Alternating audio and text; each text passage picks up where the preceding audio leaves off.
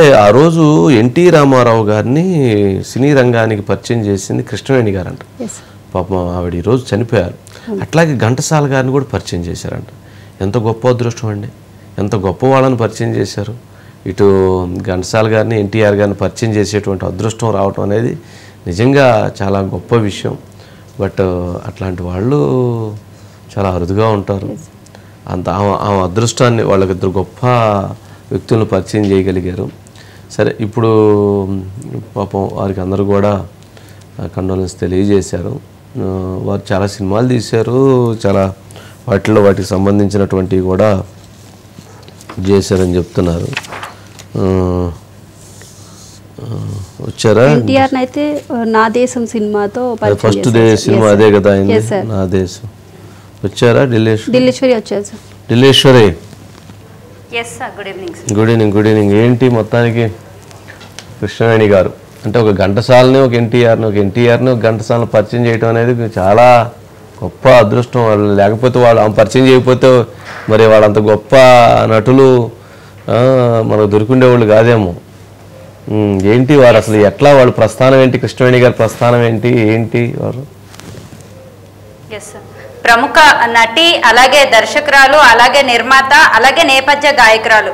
So ఇన్ని multi talented sir Krishnaveni గారు ఈరోజు తుది శ్వాస విడిచారు. 102 సంవత్సరాల వద్ద వయోభారంతో అయితే తన తుది శ్వాస అయితే విడిచారు. దీన్ని 1924 డిసెంబర్ 24వ తారీఖు అయితే జన్మించారు సార్. అయితే దాని తర్వాత 1939లో మీర్జాపూర్ యువరాజ్తో అయితే తను పెళ్లి చేసుకుంది. మీర్జాపూర్ యువరాజును పెళ్లి చేసుకున్న తర్వాత పూర్తి స్థాయిలో నిర్మాతగా మారారు. నిర్మాతగా మారిన తర్వాత ఫస్ట్ ఫిలిం వచ్చేసి మన దేశం ఫిలింని తీశారు. ఈ ఫిలింలో ఫస్ట్ మన సీనియర్ ఎన్టీఆర్ ఎవరైతే ఉన్నారో సీనియర్ ఎన్టీఆర్ని ఫస్ట్ ఇంట్రడ్యూస్ చేశారు. అలాగే ప్రముఖ సంగీత దర్శకుడు ఘంటసాల గారిని కూడా ఇందులో పరిచయం చేశారు. అంటే ఇద్దరిని కూడా ఒకే ఫ్రేమ్లో ఒకేసారి పరిచయం చేశారు. తను ఎన్టీఆర్ సరసన ఈ ఫిలింలోనే నటించారు, చిన్న పాత్రలో కూడా నటించారు. అంటే తిను ఒక మంచి ఎవరైతే కొత్తగా ఉంటారో, కొత్తగా ఎవరైతే ఫిలిం ఇండస్ట్రీ వైపు అడుగులు వేశారో వాళ్ళందరినీ కూడా తిను అయితే పరిచయం చేశారు.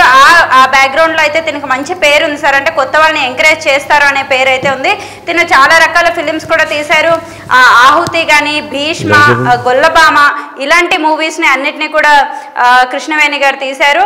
అయితే తినకి యాక్చువల్గా మీర్జాపూర్కి సంబంధించిన కొంచెం ఆస్తులు కూడా రావాల్సి ఉంది. వాటికి సంబంధించి తగాదాల్లో, అంటే తన లాస్ట్ ఏదైతే ఏజ్ ఉందో వాటికి సంబంధించి తగాదాల్లో అయితే తను కోర్టుల చుట్టూ తిరగడం కానీ, విసిగిపోవడం కానీ ఇలాంటివన్నీ కూడా జరిగాయని చెప్తున్నారు. తన ఫిలిం సిటీలోనే ఉండేవారు.